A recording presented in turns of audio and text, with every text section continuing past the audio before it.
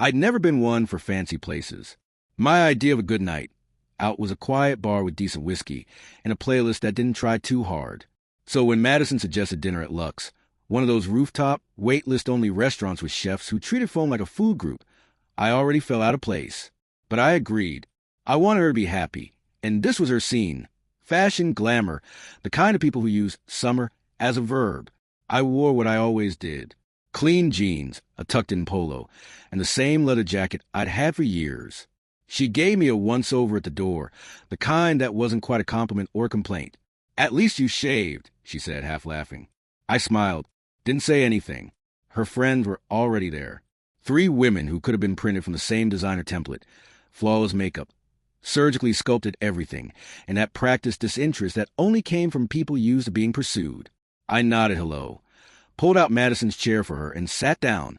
The moment I opened my mouth, I could feel it, the undercurrent, the way they looked at me like I was something on the bottom of their shoe.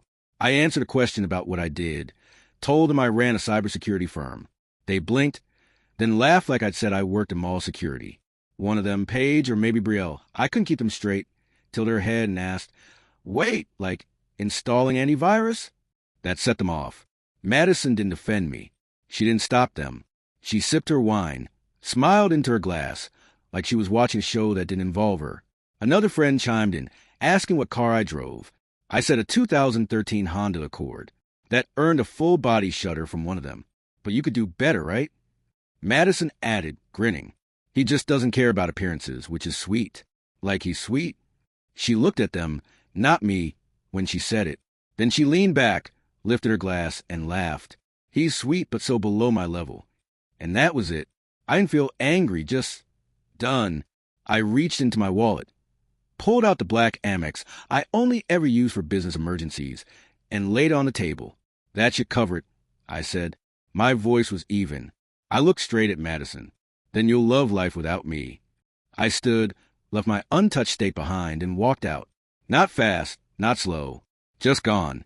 I was lying on my couch, staring at the ceiling, still wearing the same clothes from dinner, when my phone buzzed around midnight. I expected it to be Madison, maybe trying to do damage control, but it wasn't. It was Jessica Hartley, one of the same friends who laughed at me a few hours earlier. Her name lighting up on my screen felt like a glitch in the simulation. The message was short. "Can we talk? I need to tell you something. Coffee tomorrow morning? Please say yes." I stared at it for a while, then typed back a single word. "Where?" "We met at this hole-in-the-wall cafe in Belltown, the kind of place you'd expect me to like, but not someone like her." She was already there when I walked in, sitting by the window, no makeup, hair tied up, oversized hoodie swallowing her frame. The same woman who'd been in a designer dress mocking me last night looked like a different person now, maybe a more honest one. She didn't bother with small talk. "She's been cheating on you," she said quietly. "For a while. 6 months, maybe more." My stomach turned, but I didn't say anything. I just sat down, looked at her, and waited. Jessica pulled out her phone and placed it face up on the table, already unlocked. She opened her photo gallery and started swiping. Screenshots of text messages from Madison to someone named Kyle. Photos of them in hotels, blurry selfies in elevators, dinner receipts, room confirmations, timestamp messages that overlap with nights Madison told me she was at charity events or away for work. Every slide felt like a slap. Every new piece of proof hammered the same point home. This was a mistake. This was planned, maintained, and hidden with precision. "She told you those trips were girls' weekends," Jessica said. But they were with him. Kyle Bennett, married, creative director at her firm. I've met him. He's charming in that disgusting kind of way. I remember her voice shaking, not out of fear but shame. She confessed to helping Madison cover it up, feeding me excuses, texting me from Madison's phone to keep the story straight. "I told myself it wasn't my business," she whispered. "But last night, the way she laughed at you like that, I couldn't live with it anymore." She pulled out a folder from her bag, printed copies of everything, emails, hotel invoices, text logs. She was going to dump you after her company's awards ceremony next weekend. She needed you to play the perfect boyfriend one last time. Kyle can't be there. His wife just had surgery. I didn't say a word. I couldn't. My throat felt tight, my hands numb. It was one thing to get laughed at. It was another to realize you'd been played, deliberately and coldly, for half a year by someone you trusted, someone who'd curled up next to you at night, Someone who'd smiled at you while lying through her teeth. Jessica slid the folder toward me and stood up. I'm done with her. I know I was part of the problem. I couldn't let you stay in the dark. She walked out before I could respond. I sat there long after she left. Surrounded by the wreckage of a relationship, I thought I understood. I didn't yell. I didn't scream. I didn't respond to a single one of her messages. That first night, after Jessica walked away, I sat in my apartment until the sun came up. Folder open in front of me. Every page a reminder of how thoroughly I had been used. But I wasn't going to beg for answers. I wasn't going to give her the satisfaction of knowing she got to me. Silence became my armor, while her calls poured in, voicemails that swung from sobbing apologies to hollow justifications. I let my phone ring out. Not once did I pick up. Instead, I called Robert Chong, my attorney of nearly a decade. We met at a private office I rarely use. No windows, no noise. I laid everything out without emotion. I wanted every asset detached from my name. We reorganized everything. My company's shares were moved into a holding trust one controlled, but couldn't be publicly linked to. My personal investments, real estate, portfolios, even the copyrights of my own software tools, were layered under shell LLCs with generic names. If anyone went looking for Eric Dawson, they'd find an apartment, an old car, and not much else. But that was just the start. I started donating. Quietly, and with a very specific target. The same nonprofit organizations Madison publicly paraded her affiliation with, one she used for Instagram posts and networking, but never actually gave to. I made anonymous contributions in the 5-figure range, enough to catch attention internally, but small enough to avoid press. I made sure the executive boards saw my name tied to transactions, and not hers. A few even reached out to thank me, thinking I was still her partner. I said nothing. Let the silence hang heavy. While Madison kept sending messages about the upcoming award ceremony, things like, I can't wait for you to be by my side. It'll mean so much. I was piecing together something else entirely. I started building a presentation, nothing elaborate in design, but devastating in content. Slide by slide, I laid out her betrayal. Time-stamped screenshots of her text to Kyle, calendar entries that overlapped with lies she'd fed me, hotel confirmations lined up beside messages she'd sent claiming she was at networking events. One slide simply read, 6 months, 2 phones, 1 lie. Below it, a split screen of her laughing in my living room while texting him from the bathroom. Every slide was precise. No commentary, just receipts. I didn't need revenge. I needed clarity.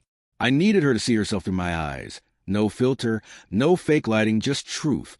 And I knew exactly when she would. The Sycamore Grand was buzzing with polished conversation, clinking glasses, and a kind of artificial laughter that floated through rooms like perfume. I wasn't there. I didn't need to be. Everything was already in place, and I'd timed it down to the second. Madison had spent weeks hyping up this night. Her moment, her stage, her climb into whatever circle she still thought would complete her. A sleek ballroom filled with editors, brand heads, PR directors, people she'd clawed for years to impress. And she had them, all of them, gathered under one crystal chandeliered roof. At precisely 7:15 p.m., as planned, her tribute video began. The lights dimmed, and the usual montage played first. Clips of her at shoots, her posing at ribbon cuttings, sound bites from co-workers calling her a visionary. Then, with no warning, the screen cut to a white background and the ding of a message notification echoed through the speakers. The first text appeared in bold. Just 2 more weeks till I dump Eric. He'd serve his purpose. The ballroom fell still. A second text followed. Then another, each one time-stamped, framed in high-resolution clarity. Madison's name and profile photo visible in every corner. Side-by-side shots began to appear. Her messages to Kyle filled with affection and explicit plans, displayed directly next to the text she'd sent me the same day, filled with apologies for being too busy to talk or on a work trip. Then came the hotel receipts, the dates, the cities, the excuses she fed me, the business dinners that were, in truth, overnight stays at boutique hotels with Kyle Bennett, whose name now glared across the ballroom like a curse. The whispers began in waves. Faces turned. Phones were pulled from clutches and suit jackets. Kyle looked like he'd been punched in the throat, frozen with his glass half raised. Madison smiled and fade. It snapped. 1 second it was plastered on, and the next it was gone, peeled back into something that looked a lot like panic. Then the CEO, tall, sharp-eyed, and known for turning careers to ash when his code of conduct was crossed, stood up, arms crossed. eyes locked on Madison without blinking. He didn't speak. He didn't need to. The final slide came quietly, no music, no animation, just text on a black screen. To everyone who thought I wasn't good enough for Madison Clark, you were right, because I believe in loyalty, and she clearly never did. Then it all went black. No credits, no signature, just silence, thick and suffocating. Everything she'd built in that room, every curated lie, every step on someone's back to climb higher, collapsed in 5 minutes. And I never had to lift my voice to make it happen. By Sunday morning, my phone was filled with notifications, though not from the people I expected. I still hadn't heard from Madison, not directly, not in words. But the internet was another story entirely. It started with whispers on industry gossip boards. Then small influencer pages began reposting the presentation slides, stripping my name but not hers. Someone at the event had filmed the entire thing on their phone and leaked it. The video spread like fire through dry brush. Her text, "Just 2 more weeks till I dump Eric," was suddenly everywhere, captioned, memed, dissected. By Monday, she was out. Her company issued a bland statement about maintaining brand integrity and addressing internal matters. But I knew exactly what happened. I heard through a quiet connection in their HR department that she'd been terminated not just for the affair, but for bringing public embarrassment on the firm in front of their biggest clients. Her personal life had leaked into professional sphere in the most catastrophic way possible, and the board didn't hesitate. Kyle didn't get off clean either. Word spread fast that he'd been demoted and transferred out of state, tucked away in some underfunded regional office in Boise, as far from New York and Los Angeles as their company could bury him without firing him outright. They needed a scapegoat to show mercy, and he was just small enough to qualify. Madison's friends tried to spin it, of course. Instagram stories full of vague affirmations, and "nobody really knows the truth" captions. They posted group photos from old trips, trying to remind the world of her glow. But then Jessica broke rank. She posted a video, nothing dramatic, no heavy music or filters, just her, sitting in her living room, face bare, voice steady. She laid everything out. How she'd watched Madison lie, cheat, manipulate, how they'd all helped her cover it, knowingly or not, and how she was done. She looked straight into the camera and said, "We talk about women supporting women, but I'm not supporting toxic women who destroy good people for sport." She didn't say my name, but she didn't have to. The clip went viral. Suddenly, the narrative flipped. I became a symbol of something I never asked for: quiet strength, emotional discipline, revenge served cold. People flooded my inbox with messages. Strangers telling me I gave them courage. A few media outlets tried to reach out for comment. I ignored them all. Then, late one evening, I got an email from someone I didn't expect. Claire Bennett, Kyle's wife. Her message was short. Just a thank you. She said I'd given her the proof she needed to push her divorce through without delay, that she finally felt free. She didn't need anything else. Just wanted me to know that was enough. It was early evening when the knock came. I knew it was her before I even looked through the peephole. There was a kind of silence that followed Madison around now, like the echo of something once important collapsing in on itself. I opened the door, and there she was. Nothing like the polished woman who used to glide into rooms, commanding attention with a smile she'd rehearsed in mirrors. Her hair was tangled, barely brushed. Makeup clung in smudged patches beneath her eyes, and her voice was almost gone when she whispered, "Please, we can fix this." I didn't move. I didn't invite her in. I just looked at her, standing on the threshold like a stranger begging to be remembered. The hallway light flickered above her head, casting dull shadows across her face, and I realized I didn't feel anger anymore, not even the hollow echo of it. What I felt was distance, me on one side of a line that could never be crossed again, and her on the other, still trying to pretend the damage was a wrinkle that could be smoothed over with enough apologies. Her lips trembled like she wanted to keep talking, but I cut her off before she could start another empty monologue. "You didn't make a mistake, Madison," I said, voice low, calm, the kind of tone I use in boardrooms when silence held more power than volume. "You made choices, over and over." She opened her mouth, but I kept going. "You chose to lie, to cheat, to use me like a placeholder, while you ran off to hotel rooms with a married man. You laughed while your friends mocked me. Not just once, not in a moment of weakness, but like it was the most natural thing in the world, like I was beneath you, like I was disposable." Her breath hitched. Her hands were trembling now, fists clenching and unclenching at her sides. "You didn't stumble into betrayal," I continued, You dove into it. And while you were out there building your fantasy life with Kyle, you kept me around like a safety net, a prop, something to complete the picture.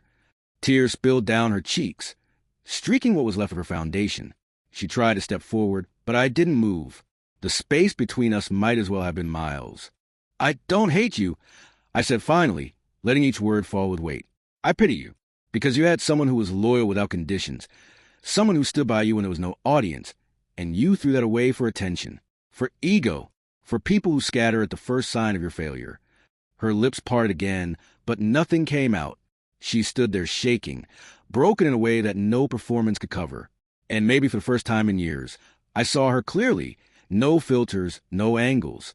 Just a woman who'd gambled everything real for something hollow. I didn't raise my voice. I didn't slam the door. I just closed it quietly. And with that, the last part of my old life was gone. 6 months later, I found myself waking up to the sound of seagulls echoing across the water, sunlight spilling into a space that finally felt like mine.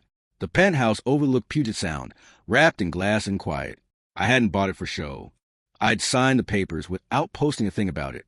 There was no announcement, no audience to impress. Just me, needing space to breathe, to think, to rebuild without the weight of someone else's expectations pressing into my ribs. My old sedan still sat in the garage, dusty but familiar. It reminded me of the years I ate noodles over keyboards and spent sleepless nights chasing code into the morning. Right beside it, though, sat the car I'd always wanted, a sleek, silent electric coupe that I drove not to turn heads, but because it made me feel like I'd finally done something for myself. No guilt, no compromise, just because I wanted it. My company had grown faster than I expected. The noise around the scandal had quieted, but the respect that followed hadn't. We picked up 2 new federal contracts, and I started getting invited to panels, tech roundtables, even closed-door innovation summits I used to only hear about in passing. But I didn't let it change me. My office was still minimalist. I still brought my own coffee in a dented thermos. The difference now was in how I carried myself. Not louder, not prouder, but clearer. I knew who I was, and that was more than enough. I started mentoring younger founders, people still piecing together code in shared apartments, trying to navigate venture capital without losing their voice. I didn't offer motivational speeches or TED Talk fluff. I gave them time, honest answers, a place to ask questions without being judged. It felt good, not performative, just useful. Jessica and I had stayed in touch, though the dynamic had shifted from awkward guilt to something genuine. One evening, over drinks on my balcony, she mentioned her cousin Rachel. "You like her," she said. "She wears boots in the rain and builds back-end frameworks for fun. Plus, she thinks thrift store shirts are superior to anything with a logo." I wasn't looking for anything, but when Rachel and I met, it didn't feel like a date. It felt like a conversation that had already started somewhere, long before either of us showed up. She had this way of asking questions like she actually wanted to know the answer, not just fill the air. She respected my time, my space, my work. But she also teased me when I spent 3 hours choosing between light bulbs in my hallway. She didn't care about press releases or LinkedIn titles. She liked that I cooked my own meals, even if half of them were just fancy variations of toast. We didn't talk about the past much. She knew the outline, of course. Everyone did, but she never pried. And in that silence, I found a kind of peace I hadn't felt in years. With her, there was no proving, no posing, just stillness, just real. And for the first time in a long time, I woke up without a knot in my chest. Not because I'd won anything, not because I'd burned the past down, but because I'd finally stepped out of the ashes and into my own life, unapologetically whole. There's a quiet power in knowing you didn't just survive something, you outgrew it. I used to think recovery was about getting back to who you were before the fall, but I learned that's not true. You don't go back. You go forward. You build better. Madison didn't just betray me, she educated me. Not in the way she intended, of course, but in a way that reshaped everything I allow into my life now. She taught me what manipulation in silk gloves looks like. She showed me how laughter can be a weapon, how silence in the face of disrespect is its own form of complicity. But more than anything, she taught me to never let someone confuse proximity for loyalty. After everything, people still ask me if it was too much. The video, the presentation, the precision of it all. I don't offer them long explanations. I just tell the truth. She humiliated me publicly. I say, without anger, without drama, I just responded in kind with receipts. Not out of vengeance, but out of clarity. I wasn't setting fire to her life. I was refusing to carry the weight of her lies anymore. I didn't shout. I didn't smear. I showed the truth and let it speak for itself. What followed wasn't just healing. It was transformation. I stopped tolerating half-hearted love and surface-level friendships. I trimmed the noise, narrowed my circle, and paid closer attention to actions and promises. I didn't build walls. I built standards. And in doing so, I reclaimed something I didn't even know I'd lost: my peace. Now, I wake up without dread in my chest. I go to bed without rehearsing conversations I'll never have. There's no unfinished business rattling in my mind. I sleep deeply, not because life is perfect, but because it's honest. The people around me are there because they choose to be, and because they see me for what I am, not what I can provide or how I look in a photograph. Madison's world collapsed because it was fragile by design, hollow scaffolding held up by curated smiles, strategic alliances, and lies whispered in echo chambers. My life? It's solid now. Not flashy, not flawless, but real, built on loyalty, truth, and self-respect. I didn't just bounce back. I leveled up, and not for applause, for myself, because I finally understand what I'm worth, and I'll never let anyone reduce me again.